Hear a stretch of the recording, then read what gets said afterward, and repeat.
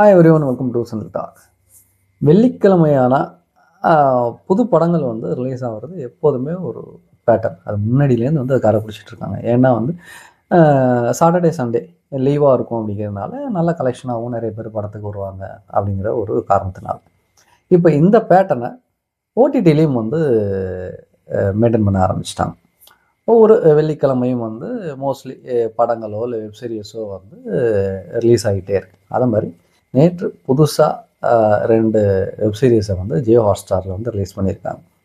ஒன்று Naveen poly act பண்ண pharma அப்படிங்கிற ஒரு வெப் சீரிஸ்.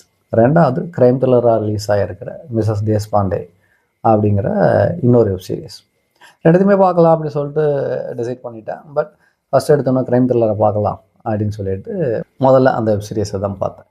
சில வெப் சீரிஸ்லாம் பார்த்த உடனே அந்த 10 நிமிஷத்துக்குள்ளாரையே வந்து அப்படியே கிராப் பண்ணி உள்ளார இழுத்துட்டு போயிடுவாங்க. அந்த மாதிரி தான் அந்த வெப் சீரிஸ் வந்து சாலிடாக ஆரம்பிச்சிது. ஏதோ ஒன்று நல்லா பண்ணியிருப்பாங்கப்பா, நல்லா இருக்கு மேக்கிங் அப்படிங்கிற மாதிரி ஒரு ஃபீல் ஒன்று இருந்தது. அத்தோடய இது ஏதாவது ஒரு ரீமேக்காக இருக்குமோ அப்படிங்கிற ஒரு இன்ஸ்டிங்க்ட் ஒன்று தோணிக்கிட்டே இருந்தது. இன்ஸ்டிங்க்ட் கரெக்டாக தான் இருந்தது. இது 2017 ரிலீஸ் ஆன லாம் அண்ட் டே அப்படிங்கிற ஒரு ஃப்ரெஞ்சு வெப் சீரிஸோட அஃபிஷியல் ரீமேக் தான்.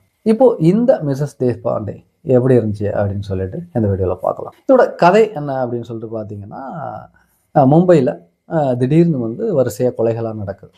அதுவும் வந்து ஒரு பேட்டர்னோட. கொலைகாரன் ஒரு நைலான் கயிறை வச்சு தான் எல்லா கொலைகளையும் பண்ணுறான். பண்ணி முடித்த உடனே அந்த நைலான் கயிறை அவங்களுடைய கொலையானவர்களுடைய கழுத்துலேயே வந்து ஒரு சின்ன முடிச்சு மாதிரி டை மாதிரி கட்டி தொங்க விட்டு போகிறான். இதை பார்த்த உடனே போலீஸ் கமிஷனர் வந்து பயங்கரமாக ஷாக் ஆகிறார். ஏன்னா 25 வருஷத்துக்கு முன்னாடி இதே மாதிரி ஒரு கேஸை அவர் ஹேண்டில் பண்ணியிருப்பார். அந்த கொலையாளியை அரெஸ்ட் பண்ணி ஜெயிலையும் வந்து போட்டிருப்பார். அவங்க தான் திரும்பி வந்துட்டாங்களோ அப்படின்னு சொல்லிட்டு உங்களுக்கு ஒரு பெரிய பதப்பதப்பு வந்துடும். உடனே வந்து அவங்க இருக்கிற அந்த ஜெயிலுக்கு ஹைதராபாத்தில் இருக்கும் அந்த ஜெயிலுக்கு ஃபோன் அடிப்பார். ஃபோன் அடிச்சுட்டு அந்த குற்றவாளி எங்கே தான் இருக்காங்களா அப்படின்னு கேட்டோம்னா, ஆமாம் சார் இங்கே தான் இருக்காங்கன்னொன்னே, இருந்தாலும் ஒரு சந்தேகமாக இருந்தாலும் ஒரு வாட்டி போய் செக் பண்ணுங்க அப்படின்னா, அவங்க செக்லாம் பண்ணிட்டு வந்து இங்கே தான் சார் இருக்காங்க, வாய்ப்பே கிடையாது இங்கேருந்து வெளில போகிறதுக்கெல்லாம் அப்படின்னு சொல்லிட்டு ஒரு கன்ஃபர்மேஷன் அவர் கொடுத்ததுக்கப்புறம் தான் புரியுது. இப்போ வந்திருக்கிறவங்க ஒரு புது ஆள், ஒரு காப்பி கேட். அந்த 25 வருஷத்துக்கு முன்னாடி நம்ம நடந்த அதே கொலைகளை இன்ஸ்பயர் ஆகி இந்த கொலைகளை பண்ணிகிட்டு இருக்கான். ஆனால் அந்த கொலைகள் இவனுக்கு எப்படி தெரிய வந்தது? ஏன்னா வந்து அதை சில விஷயங்களை வந்து இவங்க வந்து ரொம்ப கான்ஃபிடென்ஷியலாக வச்சுருப்பாங்க. உண்மையை சொல்லணும்னா அந்த கொலையாளி வந்து உயிரோடு இருக்கிறதே நிறைய பேருக்கு தெரியாது. அவங்க இறந்துட்டாங்கன்னு சொல்லிட்டு ஒரு ஃபேக் ஐடி ஒன்று ரெடி பண்ணிவிட்டு அவங்கள ஜீனத் அப்படிங்கிற வேற ஒரு போரில் தான் வந்து அங்கே வச்சுருப்பாங்க. சரி, இந்த கேஸை இன்வெஸ்டிகேட் பண்ணலாம் அப்படின்னு சொல்லிட்டு ஆரம்பித்தா இது ரொம்ப காம்ப்ளிகேட்டடாக இருக்கும். அந்த ஏன் பண்ணுறாங்கன்னா எந்த ஒரு கனெக்டுமே இருக்காது. ஒவ்வொரு கொலைக்கும் இன்னொரு கொலைக்கும் அவங்களுக்கு எந்த ஒரு க்ளூவுமே கிடைக்காது. அதே சமயம் அந்த பழைய சீரியல்கள் இருக்காங்க இல்லையா, அவங்க கமிஷனருக்கு ஒரு மெசேஜ் ஒன்று அனுப்புவாங்க.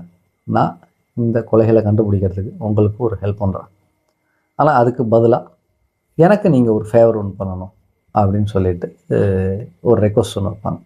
ஃபஸ்ட்டு கமிஷனர் தயங்கினாரும், பட் அவருக்கு இருக்கிற இக்கட்டான நிலைமையினால் ஏன்னா வந்து அப்படியே இருக்குது. அவங்க 25 வருஷத்துக்கு முன்னாடி பண்ண அதே பேட்டர்னில் இருக்குது. இவங்க இருந்தாங்கன்னா கொஞ்சம் துரிதமாகவும் இலகுவாகவும் வந்து இந்த கேஸை வந்து சால்வ் பண்ணிடலாம் அப்படின்னு நினச்சி அவங்கள வந்து ஒரு ஸ்பெஷல் பர்மிஷனோட வந்து இவங்க இன்வெஸ்டிகேஷன் டீமில் நினச்சிக்கிறார். இப்போது அவங்க வந்து ஏன் தானாகவே வந்து இந்த கேஸில் வந்து உதவுறதுக்கு முன் வந்தாங்க, அவங்க வச்ச ரெக்வஸ்ட் என்ன, ஏன் அவங்கள வந்து இறந்து போயிட்டாங்கன்னு சொல்லி ஒரு ஃபேக் ஐடியோட வந்து இவர் வந்து வேற ஒரு ஜெயிலில் வச்சுருக்காரு அப்படின்னு சொல்லிட்டு நிறைய கேள்விகளோடு தான் இந்த வெப்சீரிஸ் வந்து ஆரம்பிக்குது. ஒரு சாலிடான வெப்சீரிஸ், நல்ல ரைட்டிங். மிஸ்ஸஸ் தேஷ்பாண்டே அப்படிங்கிற அந்த கேரக்டரை வந்து சூப்பராக வந்து எழுதியிருந்தாங்க. அதை லேமேட்டைலேருந்து தான் அப்படியே வந்து எடுத்து வச்சுருப்பாங்க. நான் ஃப்ரெஷ்ஷாக அந்த இதை பார்க்குறதுனால நமக்கு ரொம்பவே நல்லா இருக்குது. அந்த கேரக்டரை வந்து மாதிரி தான் பண்ணியிருக்காங்க. அந்த மிஸ்ஸஸ் தேஷ்பாண்டே அப்படிங்கிற அந்த டைட்டில் கேரக்டர். அந்த கேரக்டர் பார்த்தோம்னா எல்லா சுச்சுவேஷனும் பதட்டமே இல்லாமல் சர்வசாதாரணமாக ஹேண்டில் பண்ணும், அமைதியாகவே இருக்கும். அதுவே நமக்கு ஒரு மாதிரி சில இடங்கள்லாம் வந்து டெரராக இருக்கும். அந்த கேரக்டர் மட்டும் இல்லை, சுற்றி இருக்கிற நிறைய கேரக்டரை வந்து ரொம்ப அழகாக வந்து கன்சீவ் பண்ணி எடுத்திருந்தாங்க. அது மட்டும் இல்லை, அங்கங்கே வந்து அழகாக வந்து சஸ்பென்சஸ், அதை அழகாக வந்து உடைக்கிறது, அதுக்கப்புறம் இன்னும் வேறு ஒரு சஸ்பென்ஸை வந்து வைக்கிறது அப்படின்னு சொல்லிட்டு ரொம்ப டீசெண்டாக வந்து எங்கேஜிங்காக ஒரு 6 எபிசோட், ஒரு மினி சீரியஸ் தான் அது.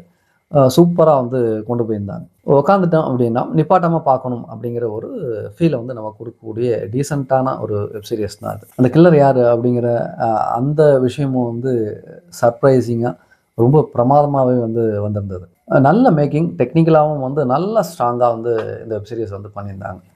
ஆனாலும் இதில் எனக்கு பெரிய குறையாப்பட்டது அப்படின்னா வந்து ப்ரிடிக்டபிளாக இருக்கிற சில கேரக்டர்ஸ், சில சீன்ஸும் கூட. அந்த சீன் ஆரம்பிக்கும் போதே நமக்கு தெரிஞ்சிருது இதை வந்து வச்சு ஒரு விஷயம் நடக்க போகுது அப்படின்ட்டு. அது அப்படி தான் நடக்குது. உதாரணத்துக்கு சொல்லணும் அப்படின்னா வந்து இவங்க வந்து குக் பண்ண ஆரம்பிப்பாங்க. இவங்களை வந்து வச்சிருக்கிற அந்த ஒரு கெஸ்ட் ஹவுஸில். ஸோ அப்போயே நமக்கு வந்து தோண ஆரம்பிச்சிடும் இந்த குக் பண்ணுறதை வச்சுட்டு இவங்க ஏதோ ஒன்று செய்ய போகிறாங்கன்னு. அதே மாதிரி தான் ஒரு சீனை வந்து முடிச்சு வச்சுருக்காங்க. அதேமாதிரி ஒரு கேரக்டர் பார்த்தோன்னே இந்த கேரக்டர் ஏதோ ஒன்று ஆக போகுது அப்படின்னா அப்படி தான் இருக்குது. இதே மாதிரி சில ப்ரிடிக்டபிளான சீன்ஸும் கேரக்டரும் இருக்கிறத இன்னும் கொஞ்சம் தவிர்த்துட்டு இன்னும் கொஞ்சம் இன்ட்ரெஸ்டிங்காகவே பண்ணியிருந்துருக்கலாம். ஏன்னா லாமன்டே வந்து 2017 ரிலீஸ் ஆகிருக்கு. கிட்டத்தட்ட ஒரு 8 வருஷம் ஆகிடுது. அதை இவங்க எடுத்து பண்ணியிருந்தாலும் கூட இதை மாதிரி இருக்கிற விஷயங்களை வந்து கொஞ்சம் மாற்றிருக்கலாமோ அப்படின்னு சொல்லிட்டு தோணுச்சு. அது மட்டும் இல்லை, கிளைமாக்ஸ் இது ரொம்ப பிலோ ஆவரேஜாக இருந்தது. ஏன்னா அந்த கேரக்டர் ரொம்ப சாலிடாக இருக்கிறதுனால ப்ரில்லியண்ட்டாக ஏதோ ஒன்று செய்யும், ப்ரில்லியண்ட்டாக ஏதோ ஒன்று செய்ய போகிறாங்க அப்படிங்கிறது வந்து எதிர்பார்ப்பு நமக்கு இருந்துக்கிட்டே இருக்குது. டில் த கிளைமாக்ஸ் அப்படி ப்ரில்லியண்ட்டாக பெருசாக எதுவுமே நடக்கலை. அந்த கேரக்டர் எதுவுமே செய்யவும் இல்லை.